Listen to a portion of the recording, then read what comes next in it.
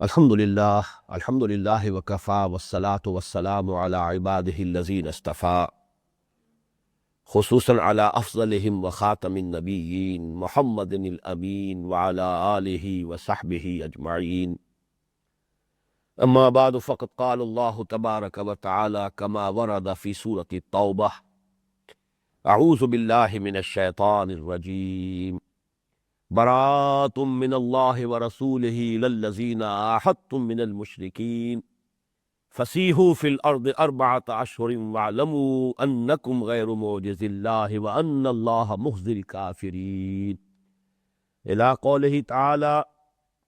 ان عدۃ الشہور عند اللہ اثنا عشر شہرا فی کتاب اللہ یوم خلق السماوات والارض منہا اربعۃ حرم ذلک الدین القیم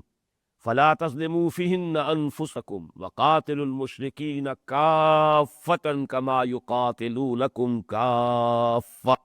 واعلموا ان اللہ مع المتقین۔ صدق اللہ العظیم۔ رب اشرح لی صدری ویسر لی امری واحلل عقدۃ من لسانی یفقہوا قولی۔ اللہم ربنا الہمنا رشدنا واعذنا من شرور انفسنا، اللہم ارنا الحق حقا وارزقنا اتباعہ وارنا الباطل باطلا وارزقنا اجتنابہ، اللہم ربنا زدنا ایمانا وہدا وعلما نافعا وعملا صالحا متقبلا، آمین یا رب العالمین۔ مطالعہ قرآن حکیم کے جس منتخب نصاب کا درس ان مجالس میں ہو رہا ہے، اس کے حصہ پنجم کا، جیسا کہ اس سے قبل عرض کیا جا چکا ہے، ایک اضافی درس جو درس نمبر 12 ہے، یہ سورہ توبہ کے پہلے رکوع پر مشتمل ہے، جس کی کل آیات 6 ہیں۔ مزید اس درس میں اسی سورہ مبارکہ کے چوتھے رکوع کی ایک آیت یعنی آیت نمبر 28 اور پانچویں رکوع کی ایک آیت، آیت نمبر 36 کا اضافہ کیا گیا ہے۔ جیسے کہ پہلے عرض کیا جا چکا ہے، یہ در حقیقت نبی اکرم صلی اللہ علیہ وسلم کے مقصد بعثت کی تکمیلی اقدامات پر مشتمل ہے۔ یہ آیات مبارکہ یعنی جزیرہ نماء عرب میں آپ کی جو بعثت خصوصی تھی الی بنی اسرائیل، الی بنی اسماعیل، اور جو بھی مشرکین عرب تھے ان کے تابع ہونے کی حیثیت سے ان کی جانب آپ کو بالخصوص مبعوث کیا گیا۔ سورہ جمعہ کی آیت نمبر 2 جو ہے اس کو ذہن میں لے آئیے،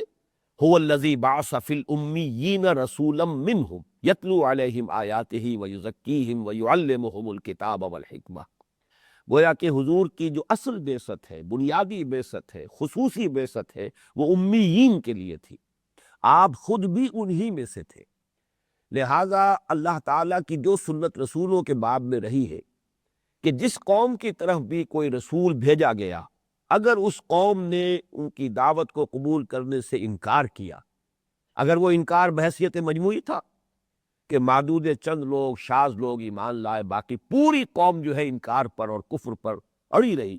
تو پھر پوری قوم کو تہس نہس کیا گیا، ہلاک کر دیا گیا، نسیم منسیہ کر دیا گیا، کألم یغنوا فیہا، ایسے ہو گئے جیسے تھے ہی نہیں۔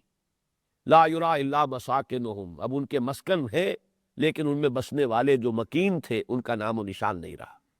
کہیں فرمایا گیا کہ قطع دابر القوم الذین ظلموا، ظالم قوم کی جڑ کاٹ دی گئی۔ یہ عذاب آتا رہا ان قوموں پر۔ وہ جو سنت ہے اللہ تعالیٰ کی، نبی اکرم صلی اللہ علیہ وسلم کا معاملہ جو ہے اس اعتبار سے مختلف رہا کہ یہ جو امیین تھے، امیین میں پھر نوٹ کر لیجئے بنیادی طور پر بنی اسماعیل، وہ ان کا اصل نیوکلیس ہے، حضور ان میں سے تھے نسلی اعتبار سے، لیکن چونکہ جزیرہ نماء عرب میں بنی اسماعیل کو اقتدار اور غلبہ اور تسلط حاصل تھا، تو اہل کتاب کو چھوڑتے ہوئے یہود اور نصارہ جو بھی جزیرہ نماء عرب میں آباد تھے ان کے معاملے کو علیحدہ رکھتے ہوئے بقیہ تمام مشرکین جو تھے عرب کے، چونکہ وہ خانہ کعبہ کو اپنا مرکز تسلیم کرتے تھے اور اس کے متولی ہونے کی حیثیت سے قریش کی سیادت کو قبول کیے ہوئے تھے، لہٰذا وہ بھی بنی اسماعیل کے ساتھ طبعاً شامل ہیں۔ اب اس قوم کا معاملہ یہ رہا ہے، خاص طور پر بنی اسماعیل کا، کہ مکے والوں نے اگرچہ جب تک ہجرت ہوئی ہے ان کی اکثریت نے ایمان قبول نہیں کیا،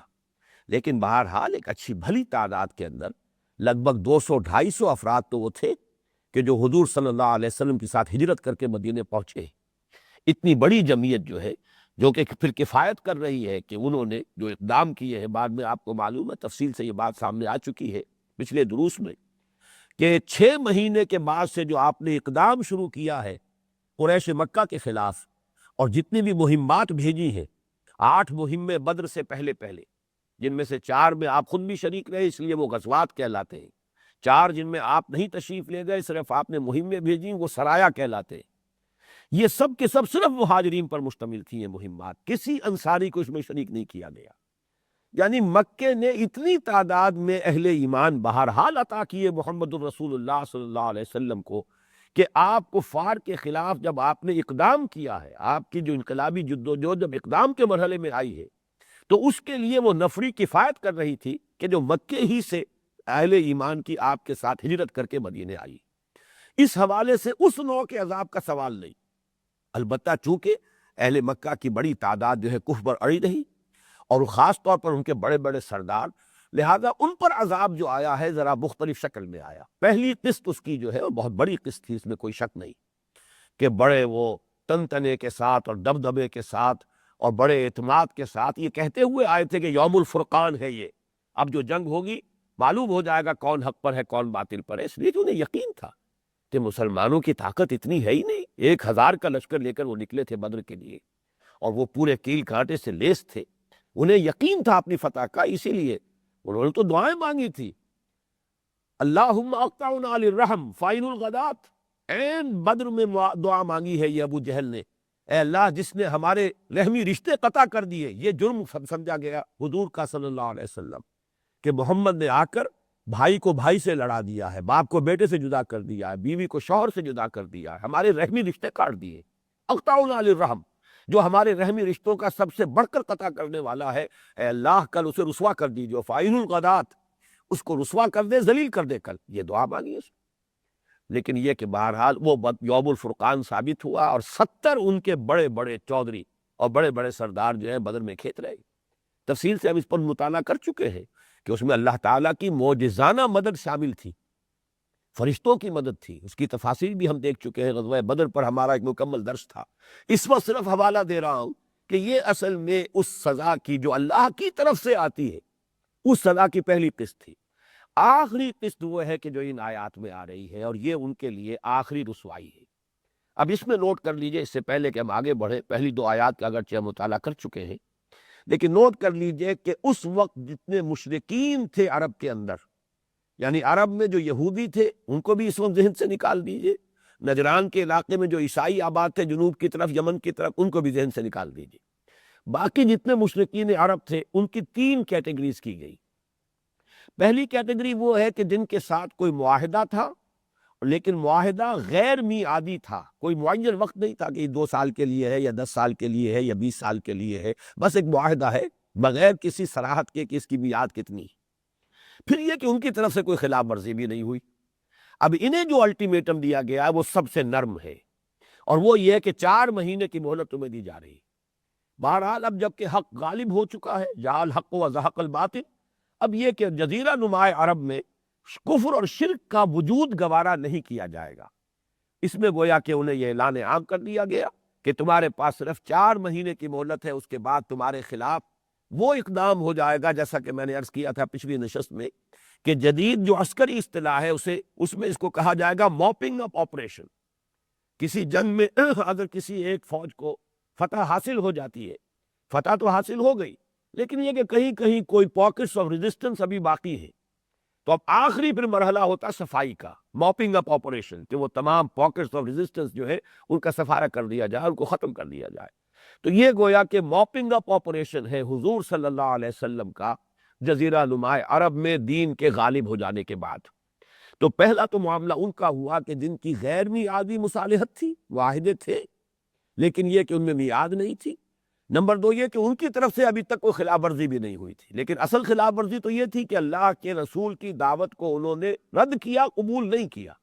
سزا تو اصل میں اس کی ملنی ہے، جیسے کہ اس سے پہلے کے کفار کو ملتی رہی۔ لہذا الٹیمیٹم ان 2 آیتوں میں تو ان کے لیے آیا ہے، برات من اللہ ورسولہ الی الذین عاہدتم من المشرکین، ان تمام لوگوں سے اعلان برات ہے اللہ کا اور اس کے رسول کا جن سے اے مسلمانوں ان مشرکین میں سے تم نے عہد کیے ہیں، معاہدے کیے ہیں، اور ان سے خطاب کر کے فرمایا فَسِیحُوا فِی الْأَرْضِ أَرْبَعَةَ أَشْهُرٍ، اب 4 مہینے کی مہلت ہے، 4 مہینے تک اس جزیرہ نما عرب میں گھوم پھر سکتے ہو۔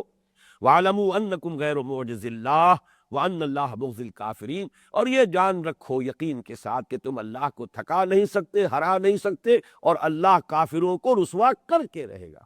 یہ اس کی وہ سنت ثابتہ ہے جس کا تقاضا ہے کہ رسولوں کے باب میں اللہ کی سنت یہی رہی ہے کہ ان کی دعوت کو رد کرنے والوں کو اللہ تعالیٰ کی طرف سے عذاب جو ہے وہ دیا جاتا ہے۔ جیسا کہ میں عرض کر چکا ہوں، یہ ایک کیٹیگری تھی۔ اس میں آپ ایک بات امپلائیڈ ہے، وہ نوٹ کر لیجئے۔ وہ امپلائیڈ بات یہ ہے کہ اگر تم اپنے کفر پر اور شرک پر اڑے رہنا چاہتے ہو تو جزیرہ نما عرب کو خیر بات کہو اور چلے جاؤ۔ جزیرہ نما عرب میں اب کفر اور شرک نہیں رہے گا۔ اچھا، دوسری کیٹیگری، وَأَذَانٌ مِّنَ اللَّهِ وَرَسُولِهِ إِلَى النَّاسِ يَوْمَ الْحَجِّ الْأَكْبَرِ أَنَّ اللَّهَ بَرِيءٌ مِّنَ الْمُشْرِكِينَ وَرَسُولُهُ فَإِن تُبْتُمْ فَهُوَ خَيْرٌ لَّكُمْ وَإِن تَوَلَّيْتُمْ فَاعْلَمُوا أَنَّكُمْ غَيْرُ مُعْجِزِي اللَّهِ وَبَشِّرِ الَّذِينَ كَفَرُوا بِعَذَابٍ أَلِيمٍ۔ یہ دوسری کیٹیگری۔ اب دیکھیے، اصل الفاظ میں پوری طرح صراحت نہیں ہے کہ پہلے 2 آیتوں میں کس قسم کے مشرکین کا تذکرہ ہے، اس آیت میں کس قسم کے مشرکین کا تذکرہ ہے، لیکن یہ کہ خود بخود جو ہے اس کے بین السطور سے آدمی کو اور غور کر کے نکالنا پڑتا ہے کہ جو دوہرا کر بات آ رہی ہے تو معلوم ہوا کہ کیٹیگریز جدا ہے، یہاں کسی معاہدے کا ذکر نہیں، لہذا یہ وہ مشرکین عرب ہیں ان جنرل پورے جزیرہ نما عرب میں آباد مشرکین جن کا حضور سے کوئی معاہدہ نہیں تھا۔ یا اگلی آیت سے ایک منطقی نتیجہ نکلے گا، یا یہ کہ کوئی معاہدہ تھا لیکن ان کی طرف سے کوئی خلاف ورزی ہوئی ہے، کسی بھی اعتبار سے انہوں نے اس معاہدے کی جو بھی شرائط تھی ان میں سے کسی کو توڑا ہے، تو ان دونوں کا معاملہ یہ ہے کہ انہیں بریکٹ کر کے یکجا کر کے ان کے لیے 4 مہینے کی مہلت نہیں رکھی گئی، بلکہ اس کو آگے لے کر پڑھ لیجئے جو اگلی آیت آ رہی ہے فَإِذَا انْسَلَخَ الْأَشْهُرُ الْحُرُمُ۔ ویسے تو ان کے خلاف اقدام فوراً بھی ہو سکتا ہے، اس لیے کہ کوئی جو ہے معاہدہ ان کے ساتھ ہے نہیں، یا معاہدہ تھا تو وہ اس کی خلاف ورزی خود کر چکے، لہذا اقدام جو ہے فوری طور پر کیا جا سکتا ہے۔ لیکن چونکہ یہ موسم حج ہے، اشہر حرم جو ہے ان کی حرمت درمیان میں رکاوٹ ہے،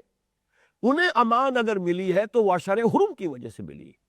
بعض لوگوں نے خام خواہ محنت کی ہے 4 مہینوں کو ان اشہر حرم کے ساتھ ان کے ساتھ تطابق ثابت کرنے کے لیے 4 مہینے کیسے بنیں گے، حالانکہ ظاہر بات ہے کہ جب یہ آیات سنائی گئی ہیں حج کے دن، حج اکبر، اب اس میں بعد میں عرض کروں گا کہ وہ 9ویں تاریخ تھی یا 10ویں تاریخ تھی، یہ دونوں رائے موجود ہیں، تو ذی الحجہ کی 9ویں یا 10ویں کو یہ آیات جو ہے مشرکین کو سنائی جا رہی ہیں۔ اب اس کے بعد فَإِذَا انْسَلَخَ الْأَشْهُرُ الْحُرُمُ، اشہر حرم جو ہے تو ذی الحجہ ہے اور اس کے بعد صرف محرم ہے، گویا کہ ان کے پاس جو ہے صرف 1.25 مہینے کی یا 1.5 مہینے کی صرف میعاد بچی ہے، اس کے فوراً بعد جو ہے ان کے خلاف وہ اقدام شروع ہو جائے گا، وہ موپنگ اپ آپریشن اس کا آغاز ہو جائے گا۔ تو اس میں در حقیقت تطبیق دینے کی ضرورت ہی نہیں، اس لیے کہ پہلی کیٹیگری جدا ہے، یہ وہ لوگ تھے جن سے معاہدہ تھا اور معاہدے میں انہوں نے ابھی تک کوئی ان کی طرف سے خلاف ورزی نہیں ہوئی، لہذا ان کو رعایت دی گئی ہے کہ 4 مہینے کی مہلت، گویا کہ ان کے لیے تو ابھی ذی الحجہ کے بعد محرم، صفر، ربیع الاول، ربیع الثانی تک کی مہلت موجود تھی، ان 4 مہینوں سے پہلے ان کے خلاف اقدام نہیں ہو سکتا تھا۔ لیکن جن لوگوں سے کوئی معاہدہ تھا ہی نہیں، یا معاہدہ تو تھا لیکن وہ اس معاہدے کی کوئی خلاف ورزی کر چکے ہیں، اس اعتبار سے اب مسلمانوں پر، حضور پر صلی اللہ علیہ وسلم کوئی اخلاقی پابندی نہیں ہے، اقدام فوراً کر سکتے ہیں۔ البتہ انہیں اللہ تعالیٰ کی طرف سے یہ کہیے کہ ایک امان مل گئی ہے کہ فَإِذَا انْسَلَخَ الْأَشْهُرُ الْحُرُمُ، جب یہ اشہر حرم ختم ہو جائیں، یہ محترم مہینے، حج کے مہینے، یہ جب ختم ہو جائیں، اس لیے کہ یہ 4 مہینے ہوتے تھے عرب میں جو اشہر حرم ہے، اگلی آیت میں جو ہم نے آخری آیت اس آج کے درس میں ہم پڑھیں گے اس میں اس کی وضاحت موجود ہے، منها اربعۃ حرم، 12 مہینے سال کے ہیں جن میں 4 جو ہے وہ حرم ہیں، ان میں 4 جو ہے وہ ذی قعدہ، ذی الحجہ اور محرم، یہ تو تھے حج کے لیے، اور رجب کا مہینہ ان کے ہاں مخصوص تھا عمرے کے لیے۔ ظاہر بات ہے کہ حج ہوتا ہے ذی الحجہ میں، تو 1 مہینہ اس سے پہلے، تاکہ جو لوگ آ رہے ہیں دور دراز سے چل کر آ رہے ہیں، 1 مہینہ انہیں امان رہے، وہ حج کے لیے آ رہے ہیں، ان کے اوپر کوئی حملہ نہ ہو، پھر وہ واپس جائیں گے حج کے بعد، تو گویا کہ ذی قعدہ، ذی الحجہ اور محرم 3 مہینے تھے کہ جو مسلسل تھے اشہر حرم میں، اور 4تھا مہینہ پھر جو ان کے ہاں عمرے کے لیے مخصوص تھا وہ رجب کا مہینہ تھا۔ یہ کل 4 مہینے اشہر حرم تھے۔ تو گویا کہ اس طرح اللہ تعالیٰ کی طرف سے انہیں ایک امان مل گئی ہے، اگرچہ وہ اس امان کے مستحق نہیں ہے، نہ ان سے کوئی معاہدہ تھا، یا تھا تو وہ اس معاہدے کی خلاف ورزی کر کے گویا کہ سزا کے مستحق ہو چکے ہیں۔ اس کے باوجود انہیں ایک مہلت دی گئی، اور وہ مہلت ہے اشہر حرم کی وجہ سے۔ البتہ اس درمیانی آیت میں استثناء کیا گیا، یہ تیسری کیٹیگری ہے، الا الذین عاہدتم من المشرکین، سوائے ان کے، یہ تیسری کیٹیگری ہے جن سے تم نے، مشرکین میں سے وہ لوگ جن سے تم نے معاہدہ کیا، ثم لم ینقصوکم شیئا، پھر یہ کہ انہوں نے اس میں کوئی کمی نہیں کی، کوئی ان کی طرف سے خلاف ورزی نہیں ہوئی، کوئی انہوں نے معاہدے کی کسی شرط کو توڑا نہیں، وَلَمْ يُظَاهِرُوا عَلَيْكُمْ أَحَدًا، اور نہ ہی تمہارے خلاف کسی کے ساتھ کسی کی مدد کی، کسی کے ساتھ گٹھ جوڑ کیا، تمہارے خلاف جو ہے کسی سازش میں شریک ہوئے۔ یہ وہی لفظ مظاہرہ پھر آگے آئے، مظاہرہ کہتے ہیں ظہر، کمر کو پیٹھ سے پیٹھ جوڑ لینا کسی خاص مقصد کے لیے۔ عام طور پر پچھلے زمانے میں جنگیں جو ہوتی تھی، اگر کہیں چند آدمی اگر نرغے میں آ گئے بہت بڑے کسی لشکر کے یا بڑی جمعیت کے، تو پھر وہ پیٹھ سے پیٹھ جوڑ کر کھڑے ہوتے تھے تاکہ پشت دونوں کی محفوظ رہے اور وہ سامنے سے مقابلہ جو ہے دونوں طرف کر سکے۔ 4 آدمی ہیں تو اسی طرح کھڑے ہو جائیں گے کہ چاروں 4 اطراف کا فیس کریں گے، اور ان کی پشتیں جو ہے گویا کے درمیان میں جڑی ہوئی ہوں گی، تاکہ وہ پشت کی جانب سے ہر ایک ان میں سے اپنے آپ کو محفوظ سمجھتے ہوئے ساری توجہ جو ہے وہ سامنے کی طرف مبذول کر سکے۔ یہاں سے لفظ مظاہرہ بنا ہے، یعنی مظاہرہ ہے کسی مقصد کے لیے، جس کو ہم کہتے ہیں کہ ہاتھ ملانا، ہاتھ جوڑنا، اپنی ہمتوں کو جمع کر لینا، لیکن یہاں پر پشت سے ہے، پشتیں جوڑ لینا، کمرے جوڑ لینا اپنی کسی مقصد کے لیے۔ تو فرمایا پھر وہ لوگ الا الذین عاہدتم، سوائے ان کے، ان مشرکین کے کہ جن سے تم نے معاہدہ کیا، ثم لم ینقصوکم شیئا، پھر انہوں نے تمہارے ساتھ جو شرائط طے کی تھی ان میں سے قطعاً کوئی چیز کم نہیں کی، نقص، کمی، ثم لم ینقصوکم، کوئی شے تمہارے معاملے میں، تمہاری شرائط میں انہوں نے کمی نہیں کی، وَلَمْ يُظَاهِرُوا عَلَيْكُمْ أَحَدًا، نہ ہی تمہارے خلاف کسی کے ساتھ گٹھ جوڑ کیا، فَأَتِمُّوا إِلَيْهِمْ عَهْدَهُمْ، تو ان کا معاہدہ جو ہے چونکہ یہ ٹائمڈ ہے، میعادی ہے، لہذا اس کا اتمام کرو۔ ہو سکتا ہے وہ 6 مہینے کا ہو سکتا ہے وہ 2 سال کا ہو سکتا ہے اس سے زیادہ کا ہو، لیکن بہرحال یہ 3rd کیٹیگری ہے کہ جو بھی معاہدہ ہے کہ جو میعادی ہے، اس لیے کہ یہاں پر معین ہو گیا الی مدتہم، عہدہم الی مدتہم، تو معلوم ہوا کہ یہ معاہدہ وہ ہے کہ جس میں مدت بھی معین ہے،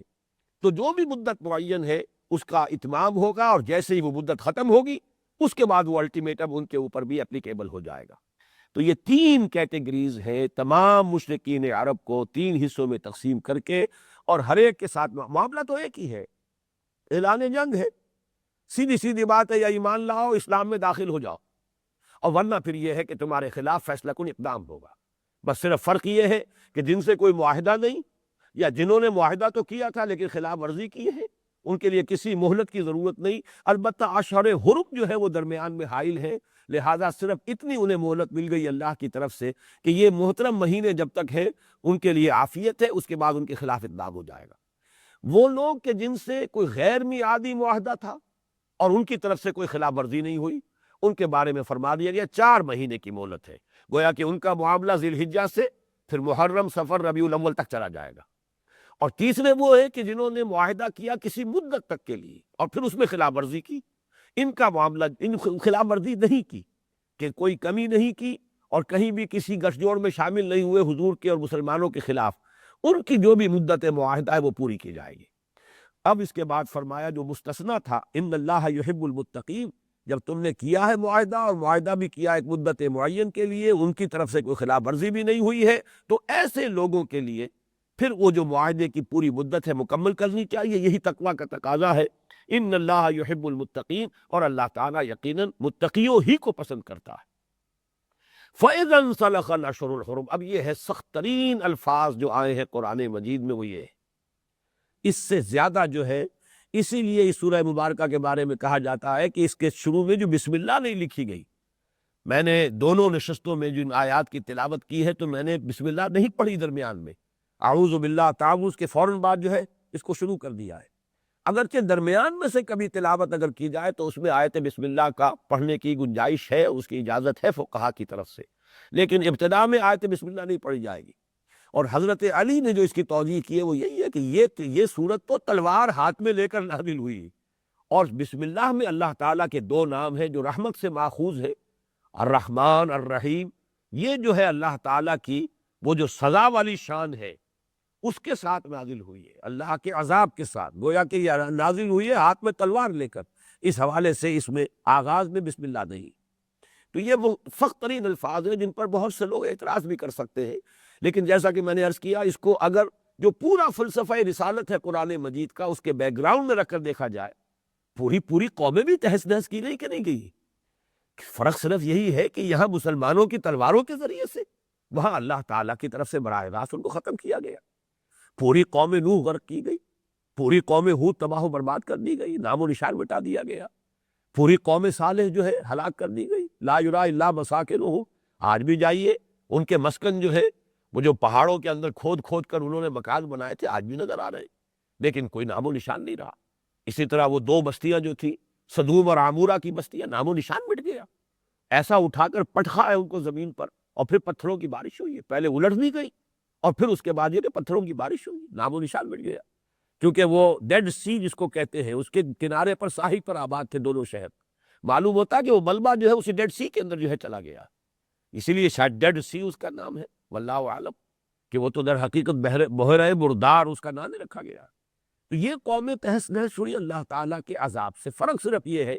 کہ یہاں وہ عذاب مسلمانوں کے ذریعے سے آ رہا تھا، جیسے کہ ہم نے پچھلے درس میں پڑھا تھا کہ اہل ایمان سے کہا گیا کہ اے مسلمانوں تم ان منافقین کو جواب دو، وَنَحْنُ نَتَرَبَّصُ بِكُمْ، ہم منتظر ہے کہ اللہ تعالیٰ تم پر کوئی عذاب نازل کرے اے منافقوں، یا خود اپنے پاس سے، او بِأَيْدِينَا، یا ہمارے ہاتھوں تمہیں کوئی عذاب پہنچائے، یعنی ہو سکتا ہے اللہ تعالیٰ کی طرف سے اجازت مل جائے کہ ہم تمہارے خلاف اقدام کریں، منافقین کے خلاف، کیونکہ قتال نہیں ہوا۔ جہاد کا لفظ تو دو جگہ آیا ہے قرآن مجید میں منافقین کے ساتھ بھی، یا ایھا النبی جاہد الکفار والمنافقین واغلظ علیہم ومأواہم جہنم وبئس المصیر، یہ سورہ توبہ میں بھی ہے اور سورہ تحریم میں بھی ہم پڑھ چکے ہیں۔ اے نبی صلی اللہ علیہ وسلم، ان کافروں اور منافقوں سے جہاد کیجیے اور ان پر سختی کیجیے، واغلظ علیہم۔ لیکن یہ ہے کہ قتال کا مرحلہ کبھی منافقین کے خلاف جو ہے پوری سیرت نبی میں ہمیں نظر نہیں آتا۔ تو وہاں اس قول کا مطلب یہی تھا کہ اے منافقو، تم ہمارے بارے میں امید لگائے بیٹھے ہو کہ ہم سب ہلاک ہو جائیں گے، روم کی فوجوں سے ٹکرانے جا رہے ہیں، دماغ خراب ہو گیا ان کا، یہ سب کے سب ہلاک ہو جائیں گے یا موسم کے ہاتھوں ہلاک ہو جائیں گے۔ قالوا لا تنفروا فی الحر، ایسی شدید گرمی کے موسم میں مت نکلو، کیا تمہیں ہو گیا ہے؟ رسن بھی نہیں ہے تمہارے پاس، سامان بھی نہیں ہے، سواریاں نہیں ہے، کہاں جا رہے ہو؟ موت کے منہ میں جا رہے ہیں۔ لیکن یہ کہ ہم بھی اس انتظار میں ہیں کہ اللہ تعالیٰ خاص اپنی طرف سے کوئی عذاب تم پر نازل کرے، او بے ایدینا، یا ہمارے ہاتھوں تم پر کوئی عذاب آئے۔ تو بالکل وہی فرق ہے صرف قوم نوح، قوم ہود، قوم صالح، اور یہ جو بھی قوم محمد ہے صلی اللہ علیہ وسلم، یہ بنی اسماعیل، یہ قریش مکہ، یہ مشرکین عرب، یہ حضور کی قوم ہے، بئی معنی کہ حضور ان میں سے تھے۔ هو الذی بعث فی الامیین رسولا منہم، آپ بھی انہی میں سے تھے، لہٰذا ان کے بارے میں یہ سنت الہی اس طور سے پوری ہوئی ہے کہ یہ اعلان کیا گیا۔ آپ ذرا الفاظ پر غور کیجئے کس قدر سخت الفاظ ہے۔ فَإِذَا انسَلَخَ الْأَشْهُرُ الْحُرُمُ، تو جب یہ محترم مہینے ختم ہو جائیں، گویا کہ کل مہلت جو دی جا رہی ہے ان لوگوں کو، یہ آیت نمبر 3 اور آیت نمبر 5 یہ کیٹیگری نمبر 2 کے لیے ہے، آیت نمبر 1، آیت نمبر 2 یہ کیٹیگری نمبر 1 کے لیے، کیٹیگری نمبر 1 پھر تازہ کر دیجیے، جن سے معاہدہ تھا لیکن میعادی نہیں تھا، اور جن لوگوں نے کوئی اپنے معاہدے کے اندر کوئی خلاف ورزی نہیں کی، ان سے سب سے زیادہ نرمی برتی گئی کہ 4 مہینوں کی مہلت دے دی گئی۔ کیٹیگری نمبر 2، یا تو کوئی معاہدہ تھا ہی نہیں، یا تھا تو ان کی طرف سے خلاف ورزی ہو چکی، لہذا وہ کسی رعایت کے مستحق نہیں، صرف انہیں رعایت فطری طور پر جو مل گئی ہے وہ اشہر حرم کی ہے۔ جیسے ہی اشہر حرم ختم ہو جائیں گے، فَإِذَا انسَلَخَ الْأَشْهُرُ الْحُرُمُ فَاقْتُلُوا الْمُشْرِكِينَ حَيْثُ وَجَدتُّمُوهُمْ، تو قتل کرو اے مسلمانوں اور مشرکوں کو جہاں کہیں انہیں پاؤ، وَخُذُوهُمْ، انہیں پکڑو، وَاحْصُرُوهُمْ، ان کا گھیراؤ کرو۔ ذرا یہ نوٹ کیجئے کہ ہم بھی جب منہج انقلاب نبی کا جب تفصیل کے ساتھ مطالعہ ہوتا ہے، ابھی جو پھر خطبات ہونے والے خلافت کے، اس کے آخری دن اسی پر بحث ہوگی کہ مظاہرہ، یہ لفظ مظاہرہ بھی یہاں آ گیا ہے اس آج کے درس میں، لم یظاہروا، انہوں نے مظاہرہ نہیں کیا، علیکم احدن، تمہارے خلاف کسی کے ساتھ مل کر، اسی طرح مظاہرے، اور پھر یہ کہ مظاہروں میں گھیراؤ، پکیٹنگ، یہاں پہ وہ تمام الفاظ آ رہے ہیں۔ فیصل سلغ الاشہر الحرم فاقتلوا المشرکین حیث وجدتموہم، تو قتل کرو ان مشرکوں کو جہاں بھی پاؤ، وخذوہم، انہیں پکڑو، واحصروہم، ان کا محاصرہ کرو، ان کا گھیراؤ کرو، وقعدوا لہم کل مرصد، اور ان کے لیے ہر گھات میں بیٹھو، یعنی انہیں پکڑنے کے لیے، ان پر حملہ کرنے کے لیے گھاتوں کے اندر بیٹھو، اس لیے کہ اب آخری اعلان جنگ ہے جو انہیں کیا جا رہا ہے ان کے خلاف، اور ظاہر بات ہے اذان ان کا لفظ آیا ہے، وَأَذَانٌ مِّنَ اللَّهِ وَرَسُولِهِ إِلَى النَّاسِ يَوْمَ الْحَجِّ الْأَكْبَرِ، اللہ اور اس کے رسول کی طرف سے اعلان عام ہو رہا ہے، یہ الٹیمیٹم ہے، اوپن، ایسا نہیں ہے کہ اچانک کوئی حملہ کیا جا رہا ہو، بلکہ یہ کہ اللہ تعالیٰ کی طرف سے اعلان عام کے بعد حج اکبر سے مراد ہے حج، اور حج اصغر اصل میں عرب میں عمرے کو کہتے تھے۔ ہمارے ہاں یہ غلط العام ہے، ایک شے کہ جو مشہور ہو گئی ہے کہ اگر عرفہ جو ہے، یوم عرفہ وہ جمعے کے روز ہو تو وہ حج اکبر ہے، یہ بالکل بے بنیاد، نہ معلوم کہاں سے یہ بات شروع ہوئی، لیکن پھیل ایسی گئی ہے کہ جہاں دیکھو اس کا تذکرہ آپ کو مل جاتا ہے۔ حج اکبر سے مراد حج ہے، اور حج اصغر جو ہے عمرہ ہے، اور چونکہ حضور صلی اللہ علیہ وسلم اور مسلمانوں کے لیے پورے طور سے سکون کے ساتھ حج ادا کرنے کا بعثت کے بعد یہ پہلا موقع ہو رہا ہے، اگرچہ حضور نہیں تشریف لائے، لیکن بہرحال مسلمانوں کی امارت میں یہ حج ہوا ہے، حضرت ابوبکر امیر الحج۔ پھر نوٹ کر لیجئے کہ سن 8 میں، جیسا کہ میں نے پچھلی نشست میں عرض کیا تھا، حضور حج کر سکتے تھے، بہت سے مسلمانوں نے حج کیا، لیکن حضور نے اپنی حکمت عملی کے تحت اس سال سن 8 ہجری میں آپ نے عمارت حج مشرکین ہی کے پاس رہنے دی، انہی کی زیر عمارت جو ہے حج ہوا ہے سن 8 کا، اگرچہ سن 8 میں حضور فتح کر چکے ہیں مکہ مکرمہ۔ سن 9 میں اتنی تبدیلی کی کہ اب عمارت جو ہے مسلمانوں کی، زیر اہتمام، زیر انتظام مسلمانوں کے، لیکن مشرکین بھی شریک ہوئے، مسلمان بھی شریک ہوئے۔ جو مدینے سے قافلہ گیا 300 افراد کا تھا، حضرت ابوبکر رضی اللہ تعالیٰ عنہ کی عمارت میں، لیکن پھر جو آیات نازل ہوئی ہے 6 جو اب اس وقت ہم پڑھ رہے ہیں، ان کو لے کر پھر حضرت علی رضی اللہ تعالیٰ عنہ بعد میں آئے ہیں، اور یوم کون سا ہے یہ اس میں کئی آراء ہیں۔ ایک تو یہ کہ یوم الحج اکبر، یوم کون سا ہے؟ ایک رائے تو یہ کہ اس سے مراد عرفے کا دن، اس لیے کہ حضور کی احادیث ہے الحج عرفہ، اصل تو حج عرفہ ہے، یہ وہ رکن ہے حج کا کہ اگر کسی سے فوت ہو جائے تو پھر وہ حج نہیں ہوا۔ باقی جتنے ہیں ارکان، ان کا کوئی نہ کوئی تلافی کی شکل موجود ہے، کوئی دم دیا جا سکتا ہے، کوئی اس کا کفارہ ہو سکتا ہے، لیکن عرفہ نہیں ہوا تو حج نہیں ہوا، محروم ہو گیا انسان حج سے۔ ایک رائے یہ ہے کہ نہیں، اس سے مراد یوم النحر ہے، اس لیے کہ یوم النحر میں سب سے زیادہ جو ہے مناسک حج جمع ہو گئے۔ جن حضرات نے حج کیا وہ جانتے ہیں، رنحت 4، یہ رے نون ہا تا، را نون ہا تا، را سے رمی، نون سے نہر، اور ہا سے حلق، سر کو منڈوانا یا کتروانا، اور پھر تا سے طواف افاضہ۔ مشکل ترین دن جو ہے یہ 10ویں ذی الحجہ کی تاریخ جو ہوتی ہے، یہ حج میں مشکل ترین دن ہے، اس لیے کہ یہ 4 کام، اور ہجوم جو آج کل جیسا ہوتا ہے اس میں آدمی جو ہے بس ان کے لیے جو سمجھیے کہ پسینے پسینے ہو جانے والی بات ہے، تھک کر چور ہو جاتا ہے انسان، تب کہیں جا کر یہ 4 کام جو ہے پورے کر پاتا ہے۔ تو ایک رائے یہ ہے کہ یہ 10واں، چونکہ سب سے بڑا جو ہے معاملہ مناسک حج کا وہ 10 تاریخ کو ہوتا ہے۔ ایک رائے جو ہے میرے نزدیک وہ زیادہ قوی معلوم ہوتی ہے کہ یوم سے مراد کوئی ایک یوم نہیں ہے، بلکہ عرب کا قاعدہ یہ تھا کہ یوم الجمل جب کہیں گے تو گویا کہ جنگ جمل کا پورا عرصہ مراد ہوگا۔ یوم الصفین، صفین کا دن، اب صفین کا دن جو ہے کئی مہینوں پر پھیلا ہوا دن ہے، جنگ صفین جو حضرت علی رضی اللہ تعالی عنہ اور حضرت معاویہ رضی اللہ تعالیٰ عنہ کے مابین ہوئی ہے، وہ کئی مہینوں کا معاملہ ہے، لیکن عرب اسے ایک دن کہتے ہیں، یوم الصفین، صفین کا دن، یوم الجمل، جمل کا دن۔ تو اس اعتبار سے ایک رائے یہ ہے کہ یہاں کوئی خاص دن معین نہیں ہے، بلکہ حج کا اجتماع مراد ہے کہ تمام جو ہے قبائل عرب جو ہے وہاں موجود ہوں گے، کونے کونے سے لوگ آئے ہوئے ہوں گے، تو وہاں پر جب یہ اعلان عام ہو جائے گا، یہ الٹیمیٹم ہوگا، تو گویا کہ ہر انسان کو معلوم ہو جائے گا کہ یہ اب محمد الرسول اللہ صلی اللہ علیہ وسلم کی طرف سے آخری اعلان ہو گیا ہے۔ فَإِذَا انْسَلَخَ الْأَشْهُرُ الْحُرُمُ فَاقْتُلُوا الْمُشْرِكِينَ حَيْثُ وَجَدتُّمُوهُمْ وَخُذُوهُمْ وَاحْصُرُوهُمْ وَاقْعُدُوا لَهُمْ كُلَّ مَرْصَدٍ فَإِن تَابُوا وَأَقَامُوا الصَّلَاةَ وَآتَوُا الزَّكَاةَ فَخَلُّوا سَبِيلَهُمْ۔ یہ بھی بہت اہم مضمون ہے جو یہاں آیا ہے، اس لیے کہ دستوری اور قانونی اعتبار سے اس کا کی یوں سمجھیے بہت پروفاؤنڈ ہے یہ الفاظ، بہت معنی خیز ہے اور بہت دور رس نتائج نکلتے ہیں۔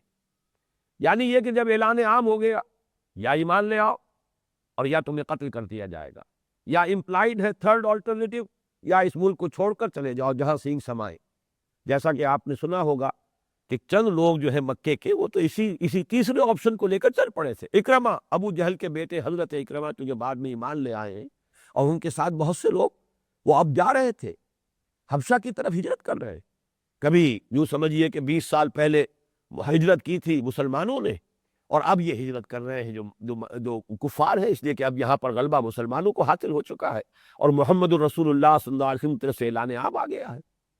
وہ تو پھر مختلف روایات ملتی ہے۔ ایک روایت یہ بھی ہے کہ جب وہ ریڈ سی میں سے ان کا جہاز گزر رہا تھا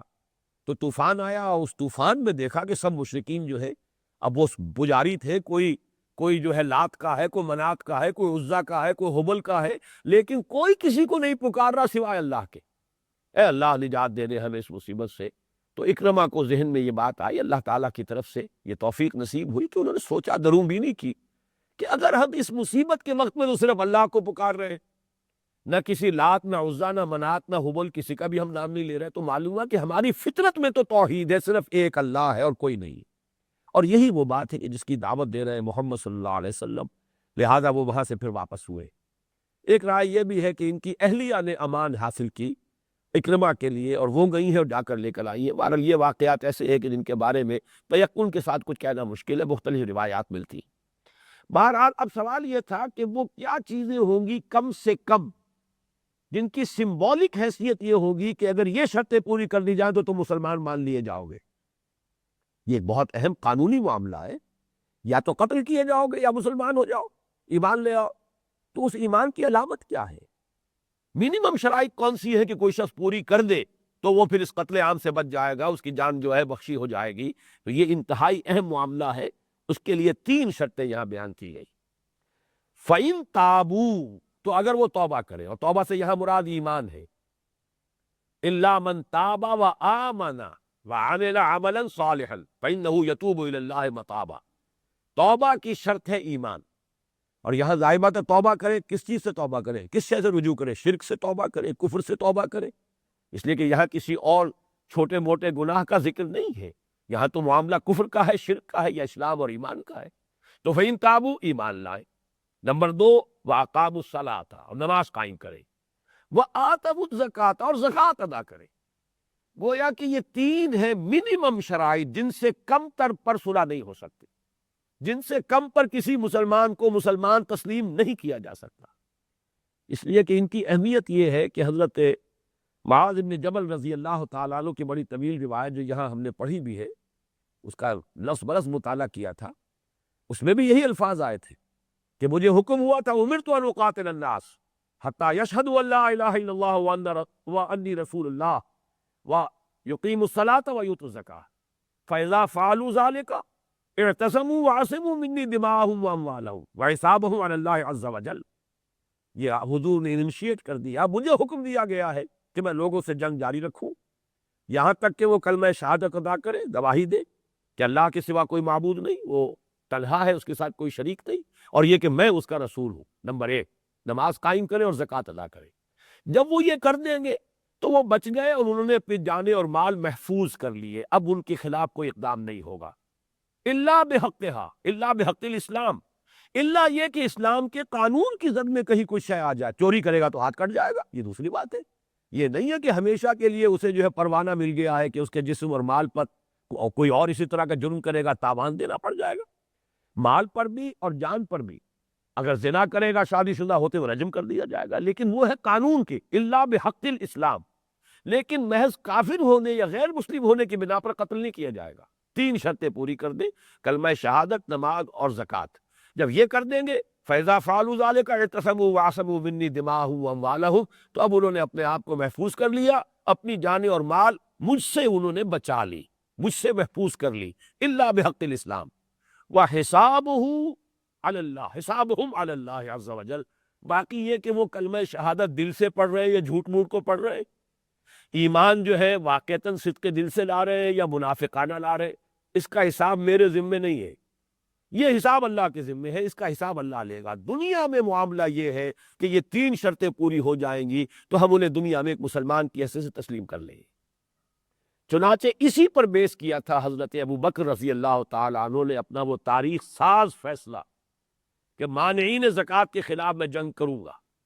اس لیے کہ کم سے کم جن شرائط پر جنگ بند کرائی ہے اللہ تعالیٰ نے وہ یہ 3 شرطیں ہیں، کلمہ شہادت، نماز اور زکوٰۃ۔ جب زکوٰۃ بھی اس میں شامل ہے تو میں اس میں کوئی مصالحت نہیں کر سکتا، ان کے ساتھ کوئی کمپرومائز نہیں ہو سکتا، بلکہ ان کی عظیمت کا تو عالم یہ ہے کہ الفاظ یہ استعمال کیے تھے کہ خدا کی قسم اگر وہ حضور کے زمانے میں زکوٰۃ کے اونٹوں کے ساتھ ان اونٹوں کو باندھنے والی رسیاں بھی دیتے تھے، اب اگر وہ کہیں گے کہ اونٹ لے جاؤ رسی نہیں دیتے تب بھی میں جنگ کروں، اس لیے کہ یہ بھی ایک ریویژنزم ہے، یہ بھی ایک گویا کہ ترمیم پسندی ہے۔ اور ظاہر بات ہے کہ ترمیم جب بھی ہوتی ہے، آپ کو معلوم ہے کہ چائنیز کمیونسٹ جو ہے انہوں نے رشین کمیونسٹ پر سب سے بڑا الزام یہی لگایا تھا، یہ ریویژنسٹ ہے، انہوں نے اپنے فلسفے میں ترمیم کر لی ہے، انہوں نے کمپرومائز کر لیا ہے نیشنلزم کے ساتھ اور جو بھی کیپٹلزم ہے اس کے ساتھ، یہ جھک گئے ہیں، انہوں نے گویا شکست قبول کر لی ہے مغربی طاقتوں کے خلاف۔ یہ چارج تھا چائنیز کمیونسٹ کا رشین کمیونسٹ پر، یہ الزام تھا ان کا۔ تو حضرت ابو بکر نے جو فرمایا، اور اس میں الفاظ یہ بھی بہت تاریخی ہیں، ایبدل الدین وانا حی، کیا دین میں ترمیم کی جائے گی، دین بدل دیا جائے گا جبکہ ابھی میں زندہ ہوں، یعنی میرے جیتے جی یہ نہیں ہوگا۔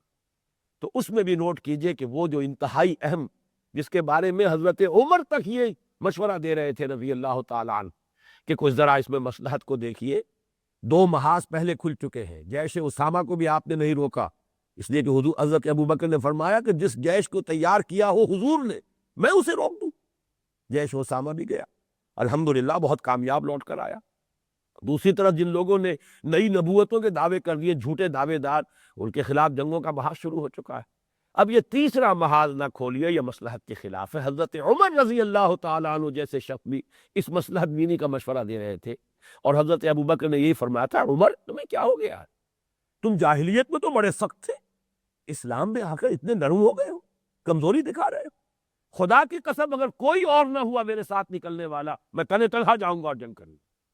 بہرحال وہ تو جو بھی ان کی عظیمت کے مختلف پہلو تھے اس وقت سامنے آ گئے، میں نے بیان کر دیے۔ اس درس سے متعلق یہ بات ہے کہ یہ ہے قرآن مجید میں وہ آیت، حدیث وہ معاذ بن جبل کی رضی اللہ تعالیٰ عنہ، اور قرآن کا مقام یہ ہے فَإِن تَابُوا وَأَقَامُوا الصَّلَاةَ وَآتَوُا الزَّكَاةَ فَخَلُّوا سَبِيلَهُمْ، تو پھر ان کا راستہ چھوڑ دو، پھر ان کے جان کے درپے ہونے کی ضرورت نہیں، اب وہ مسلمان ہو گئے، ان کو تسلیم کر لو گے، وہ مسلمان ہو گئے۔ ان اللہ غفور الرحیم، یقیناً اللہ تعالیٰ غفور ہے، رحیم ہے، بخشنے والا، رحم فرمانے والا۔ وَإِنْ أَحَدٌ مِّنَ الْمُشْرِكِينَ، دیکھیے کس قدر باریک بینی کے ساتھ یہ احکام دیے جا رہے ہیں ان 6 آیات میں۔ وَإِنْ أَحَدٌ مِّنَ الْمُشْرِكِينَ اسْتَجَارَكَ، اور اگر مشرکین میں سے کوئی اے نبی آپ سے پناہ طلب کرے، اتنا بڑا الٹیمیٹم ہے، یا ایمان لاؤ یا یہ کہ تمہارے خلاف جو ہے وہ اقدام ہوگا اور قتل کر دیے جاؤ گے، تو ہو سکتا ہے کوئی مشرک کہتا ہے کہ مجھے تو پتہ ہی نہیں آپ کی دعوت کیا ہے، ایمان سے مراد کیا ہے، کس چیز کی آپ تعلیم دیتے ہیں، اب عرب کا کتنا بڑا علاقہ ہے، کوئی شخص ہو سکتا ہے کہ اب وہ سوچنے پر مجبور ہو جائے کہ مجھے معلوم تو ہو کہ مجھے کیا ماننا ہے، اور اس کے لیے وہ آپ کے پاس آئے اور آپ سے امان طلب کرے۔ تو فرمایا کہ وَإِنْ أَحَدٌ مِّنَ الْمُشْرِكِينَ اسْتَجَارَكَ، اگر مشرکین میں سے کوئی آپ سے امان کا طالب ہو فاجر ہو تو اسے امان دیجئے، حتیٰ یسمع کلام اللہ، یہاں تک کہ وہ اللہ کا کلام سن لے، جو بھی اللہ کا کلام ہے اس کو سنایا جائے، پڑھایا جائے، سمجھایا جائے، دین کیا ہے اس کی تعلیم دی جائے، اس کے تقاضے کیا ہیں، فرائض کیا ہے، کم سے کم کیا پابندیاں ہیں جو مسلمان کی حیثیت سے تمہیں قبول کرنی ہوگی۔ ثم ابلغہ مأمنہ، پھر اسے پہنچا دو اس کے امن کی جگہ پر، یعنی یہ نہیں کہ اسی وقت کہو کہ اب بولو ایمان لاتے ہو کہ نہیں لاتے، اگر نہیں لاتے ہو تو یہی گردن اڑا دی جائے گی، نہیں، دیکھیے یہ تو پھر اس امان کے خلاف ہے، پھر جو اس کی جگہ ہے امن کی وہاں واپس پہنچا دو۔ ثم ابلغہ مأمنہ، وہاں جا کر اب وہ سوچے غور کرے، پھر جو فیصلہ اسے کرنا ہو، ایمان لائے ایمان لے آئے، ایمان لانے کا فیصلہ کرتا ہے، نہیں لاتا تو پھر ظاہر بات ہے جو بھی الٹیمیٹم ہے اس کی سمجھ میں آ جائے گا۔ ذالک بانہم قوم لا یعلمون، یہ نرمی تو ان کے ساتھ کرنی ہوگی، اس لیے کہ یہ وہ لوگ ہیں جنہیں علم نہیں ہے، یہ جانتے نہیں ہیں، لہذا کم سے کم یہ رعایت اور یہ نرمی ان کے ساتھ کی جائے کہ فوری طور پر سوال نہ کیا جائے کہ اب ایمان لا رہے ہو یا نہیں، بلکہ یہ کہ اس کے بعد انہیں ان کے امن کی جگہ پر پہنچا دیا۔ مامن، یہ امن کی جگہ، یہ جو ہے اس میں ظرف ہے، امن کی جو ایمان کی بحث ہماری ہوتی ہے اس میں اس کا حوالہ آیا کرتا ہے۔ اب دو آیتیں اور، وقت بہت کم رہ گیا ہے، لیکن یہ کہ اسی مضمون کے ساتھ یہ آیتیں بھی ہیں جو چوتھے اور پانچویں رکوع میں آئی۔ ویسے تو یہ کہ اس رکوع کا کافی بڑا حصہ ہمیں اگلے سبق میں پڑھنا ہے، اس لیے کہ اس کے بعد جو آخری سبق ہوگا اس پانچویں حصے کا اس منتخب نصاب کے، وہ ہے کہ اب ابدی چارٹر حضور کا کیا ہے اور قرآن کا کیا ہے تا قیام قیامت، کفار کے ساتھ کیا معاملہ ہے جو مسلمانوں کو کرنے کا آخری حکم دیا گیا ہے۔ اس لیے کہ میں نے عرض کیا نا کہ چونکہ یہ تو انٹرم پیریڈ میں درمیانی درجے میں اسٹریٹجک قسم کے اقدامات تھے کہ جو حضور کرتے رہے صلی اللہ علیہ وسلم، صلح بھی ہوئی، صلح مختلف قسم کی ہوئی، مختلف نوعیتوں کی ہوئی، پھر یہ کہ صلح کی کوشش ہو رہی ہے تو حضور نے انکار بھی کیا، یہ مختلف ہے، ہر وقت کی حکمت اور مصلحت کے اعتبار سے کمال تدبر کے ساتھ حضور نے معاملہ کیا ہے۔ لیکن اب اس کے بعد ابدی چارٹر کیا ہے قرآن کا تمام نوع انسانی کے لیے، وہ ہوگا اصل میں جو ہمارا آئندہ ہفتے کو درس ہوگا۔ اس سے پہلے یہ دو آیتیں ضرور پڑھ لیجئے۔ یا ایھا الذین آمنوا انما المشرکون نجس، یہ بھی اسی سن 9 کے حج میں جہاں حضرت علی نے یہ آیات سنائی ہے کھڑے ہو کر، وہیں یہ آیت بھی سنائی گئی اور یہ حکم بھی دے دیا گیا، اہل ایمان یہ مشرک نجس ہے، ناپاک ہے، فلا یقربوا المسجد الحرام بعد عامہم ھذا، تو اپنے اس سال کے بعد اب وہ مسجد حرام کے قریب نہ آنے پائے۔ یہ اعلان بھی کر دیا گیا ہے سن 9 میں، اور اس میں مجھے حیرت ہوئی تھی کہ مولانا اسماعیل صاحب کیسے مان رہے ہیں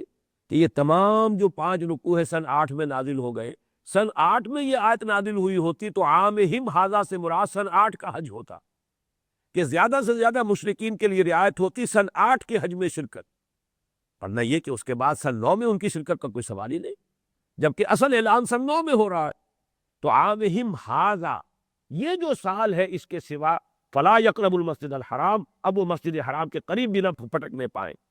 وَإِنْ خِفْتُمْ عَيْلَةً، اور اے مسلمانوں اگر تمہیں تنگ دستی کا خوف ہو، ظاہر بات ہے کہ حاجی آتے تھے تو ان سے آمدنی ہوتی تھی، وہ نذرانے پیش کرتے تھے۔